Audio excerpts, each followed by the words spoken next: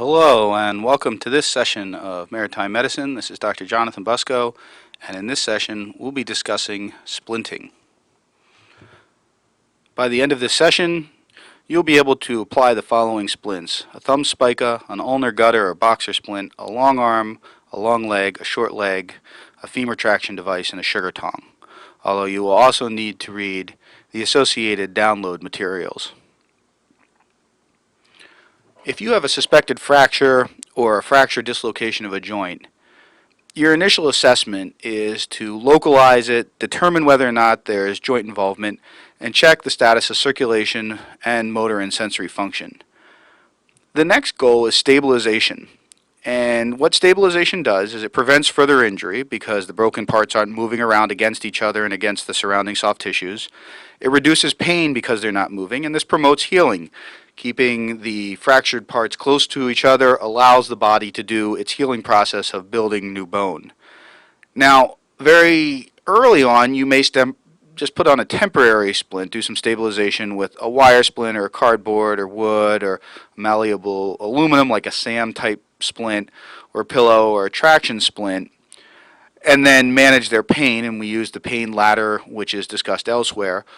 But you may also put on non-temporary splinting like plaster or fiberglass, because there are a number of fractures that you'll be able to manage shipboard the same way they'd be managed in an emergency department, and by managing them there you potentially prevent a patient having to be evacuated, because really the management that you can do without an x-ray is the same as the management that I would do in an emergency department with an x-ray typically. So we'll talk about some general principles of splinting. When we splint bones, we splint from the joint above to the joint below. Sometimes we extend it a little further depending on where the fracture is. When we're splinting an injured joint, a fracture right in the area of a joint, we splint the bone above and the bone below, and then sometimes we may need to go further. So if somebody had an elbow injury, for example, we're not going to let the wrist flop around because that will promote movement due to muscular and tendinous traction on the elbow, so we would splint the wrist as well. Our splints need to be tight enough to be secure so they're not going to fall off, but loose enough that they permit circulation, and adjustable. It used to be everybody got casted immediately, and then in 2 to 3 days the cast was cut in half. It's called clamshelled or bivalved and allowed to expand. Now we put on splints that allow expansion and then ultimately replace them with a cast. And before and after, we always assess circulation, motor and sensory function, the color of the injured extremity compared to the other side, the temperature, and the capillary refill. So we're going to talk splinting principles. The actual specific splints are covered in the associated handouts. So on the wrist, we're splinting from the distal humerus right around the elbow, but past the elbow, to the hand to just proximal to the fingertips. And so you look at that wrist, you can see it's deformed, and on the x-ray you can see there's actually both a fracture and a slight dislocation, and you can see how a longer arm splint is being placed on that patient to keep the wrist from moving around. And you want it just proximal to the fingertips. You need to be able to reassess the fingertips for sensation and capillary refill.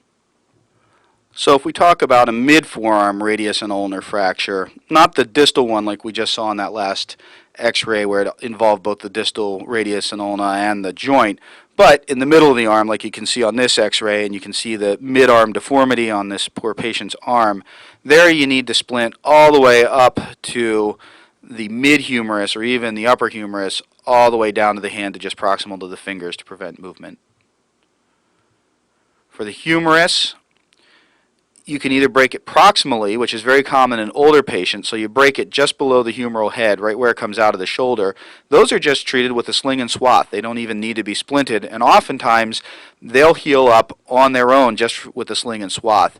If you have a mid-shaft or distal fracture like the one you can see in that lower x-ray, however, they need a long arm splint that basically starts at the shoulder and goes to the mid or distal forearm, and then you put them into a sling and swath as well to help to immobilize that injury. With an ankle fracture, oftentimes you get a combination fracture dislocation, so you can see the ankle is dislocated from the joint and there's a distal fibular fracture there. So in that case, you need to go from just distal to the knee down to the tips of the toes, but just like you did with the fingers, leave the toes exposed so you can check sensation and capillary refill. If it's a mid-tibia fibular type fracture, you're going to need to get above the knee because if the knee is moving, it's moving those bones. So you look at that x-ray, you can see it's broken in multiple spots, that leg's completely unstable. You're going to put a splint on that starts in the mid femur there and just above the knee and goes all the way down to just proximal to the tips of the toes. Now, femur fracture is really problematic. The classic femur fracture is the one you see on the lower left. That's the mid-shaft femur fracture, and we'll talk a little bit more about what you might do for that. But you can also get that sort of distal femur fracture. You can see the upper one where the bone is completely destroyed, and so not really overriding or malaligned because it's just destroyed, or the lower one where it's also a distal femur fracture where it is overlined. Now, the problem is with a fracture like any of these, you can lose up to a liter of blood or so in your femur. And so if you had them bilaterally, you can lose almost a third to half your circulating blood volume and go into shock just from that. Also, you've got a lot of nerves running through there and a lot of soft tissues, big muscle groups around that area that can have significant injury. And so you need to immobilize the entire leg, basically from the top of the wings of the pelvis, which you can feel if you push on somebody's back, just a handbreadth or so below the rib cage, you'll feel another hard structure. That's the top of the wings of the pelvis. And so you immobilize from there all the way down to just proximal to the tips of the toes. Now, you could potentially do traction splinting. So what you see here are images of what's called a hair traction splint. And the idea behind a traction splint is that you stabilize on the ischial tuberosity, the big bump that sticks out of the bottom of your butt, and that sort of central picture where the patient's laying on his side and you can see the proximal end of the traction splint is pushed right up against the ischial tuberosity.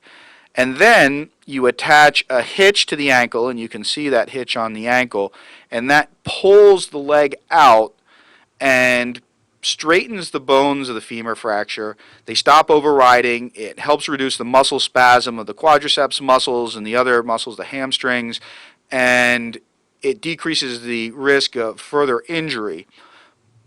There are some problems with this. It's a fairly fussy process. These are not the only types of traction splints, but all of them are fairly fussy. It's hard to get exactly the right traction that you need.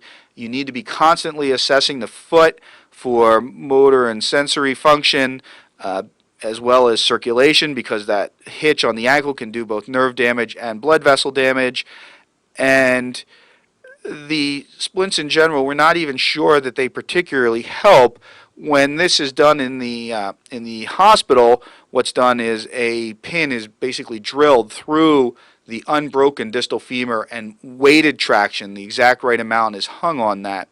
So it's a bit problematic. The other problem is if you also have an injury to the knee or an injury to the tibia or fibula below that, if you're applying traction, you're just stretching out those injuries. You're not applying any traction to the femur. So it has to be an isolated mid-shaft femur fracture, and those can be somewhat difficult to sort out. And then once you've put it on, you have to constantly keep adjusting it. That picture in the lower left-hand corner is somebody readjusting the tension on the traction splint. So for our purposes, putting on a posterior long leg splint that's a rigid splint as opposed to a traction splint is probably as good as a traction splint, or at least there's no evidence to suggest that one is better than the other, and it's certainly a lot easier to do. On the other hand, a traction splint does provide full leg immobilization. The other problem, which might be obvious to you if you think about patients on long spine boards or patients with who are bedbound, is that you can see where the proximal end of that traction splint is applying a lot of pressure to the ischial tuberosity. and there's a pretty good chance you're going to end up with skin necrosis and breakdown. These were never designed to be left on patients for a long period of time, more than a few hours really. And so in the austere shipboard environment where you're isolated from potentially from getting this patient to further health care, this device can cause a fair amount of injury if it's left on too long. The hip is actually typically the proximal femur that breaks, and in the elderly, they either fall and break their hip, or if they have underlying osteoporosis or bony disease, they break their hip and then they fall. These are fairly stable. There's not a lot of muscle spasm pulling on these. The upper image is a native hip that's broken. The lower image is actually a hip prosthesis that's broken.